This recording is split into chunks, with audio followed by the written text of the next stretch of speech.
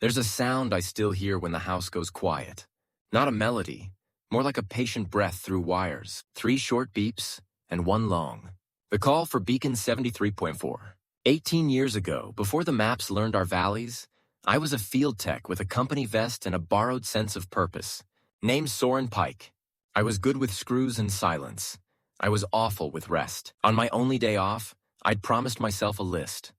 Sleep until sunlight finds the window, do laundry, return calls. Instead, at 6:12 a.m., a message bled through a cracked handset on my kitchen table. A voice from Hollow Ridge asking if anyone could hear them. The community radio had died mid-song the night before. No one could raise the clinic. The hills had gone quiet. I looked at my boots. I looked at the calendar where I'd circled the word stop. And I looked at my hands, steady but not still. I drove. The village was a braid of roofs and smoke. The radio hut. Cinder blocks, a tin roof, a door stuck like a stubborn story. Inside sat a radio older than my patience and a boy older than his years. Teo Navarre, he said, as if names were handshakes. He had a bent copper paperclip in one palm, twisted into the shape of an antenna, the kind of idea born from necessity and bright boredom. The radio won't call the clinic, Teo said. The clinic says we should call the radio. He smiled like a cliff edge, brave but close to falling. I had one day. I had a company policy that said no field work on rest days. I had a fear that if I stopped moving, the ringing in my ears would get loud enough to echo my father's silence. So I stayed. We pulled the set apart on a table that still smelled like this morning's tea. The dial was stuck between 2 stations, caught in the thin click that separates almost from enough. I scavenged wire from a broken fan. Teo held a flashlight between his teeth. We soldered a whisper back into the board. When we had nothing left to try, I reached for the only miracle I trust. Tuning, that fragile dance of ear and screw that makes the world choose a frequency. We listened for a heartbeat. Then I taught Teo a trick for bad days. Clip a paperclip to the aerial and bend it until the static lowers its shoulders. We bent his copper loop. The hiss softened, like rain deciding to become a river. I wrote a number in pencil on a faded frequency card and taped it to the wall. 73.4. Under it, 4 marks. 3 short beeps and 1 long. The pattern I'd use whenever the mountains swallowed words. It'll hold? Teo asked. It'll hold, I lied, as long as someone listens. Fixing it cost me the only day the week would give me. It cost my supervisor's patience when my truck pinged off route. It cost my promise to call my sister back, to say I'd try to be there more. But as the set cleared its throat and the clinic answered with a calm that felt like daylight, I understood that rest sometimes looks like repair. Before I left, I handed Teo the bent paperclip. Keep it, I said, for when you have nothing but still have your hands. He slipped it into his wallet, next to a bus ticket he couldn't afford to use. People tell stories like lightning, bright, sudden, done, but change is more like radio. Invisible work moving through air, looking for a patient ear. Teo started showing up at the hut before dawn. He learned the way metal has moods. He learned the difference between loud and clear. He failed often. Batteries that died in the cold, fuses that popped, voices that broke on the hills. He kept a shoebox of mistakes, burned resistors, a logger's note that just read, again. At night, he'd take out the frequency card and the paperclip, tracing the pencil mark at 73.4 until it shone. He gathered people. A seamstress named Inez Vale who could wrap a wire splice better than any engineer. A bus driver, Rurik, who knew where the wind bullied the signal. A teacher, Marin Holt, who lent the school's generator and got scolded and did it again. They learned to power the set with bicycle cranks when fuel ran out. They taught kids Morse because songs are easier to remember when the lights go. They wrote letters, so many letters, to a city office that sent forms back like weather. The first license request was denied. Non-essential. The second, too. The third came back with coffee stains and someone's joke in the margin. Is this radio a church? Teo didn't laugh. He made a schedule instead. Shifts for monitoring the air when storms rolled in, when ambulances stalled, when the moon was a sickle and people had to walk. On their worst night, a landslide took the road like a thief. The repeater on the East Ridge failed. A woman's voice called into nothing. If anyone hears me... And then the hills swallowed her. Teo tried the clinic. Static. He tried the ranger station. Static. He tried the city. No answer. He opened his wallet and found the paperclip. He clipped it to the aerial and turned the tuning screw with a screwdriver filed down to a whisper. Hiss, hiss, then he sent the call. A farmer 2 valleys over, awake with worry, answered.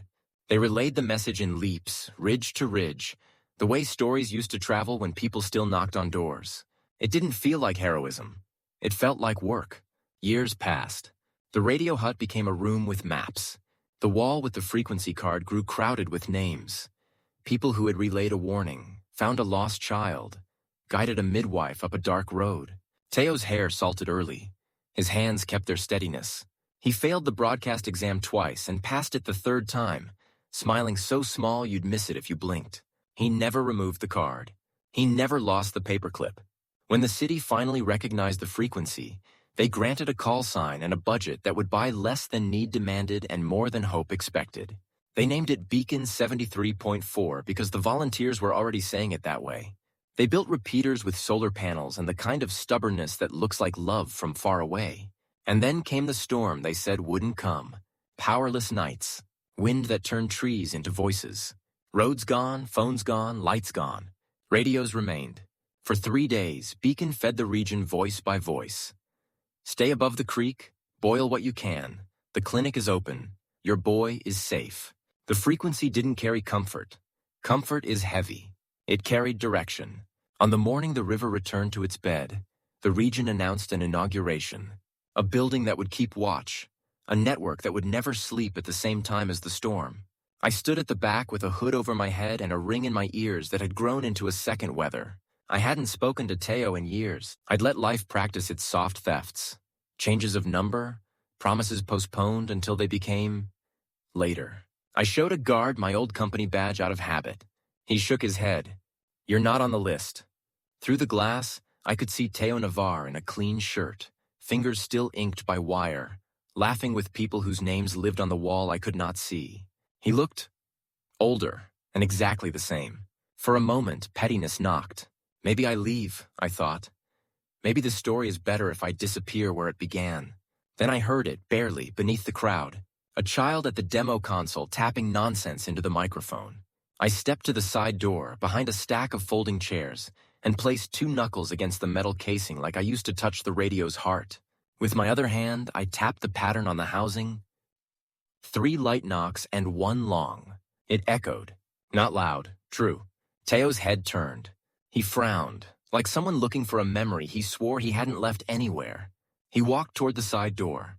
Up close, I was just a man with tired eyes. Can I help you? He asked. I swallowed.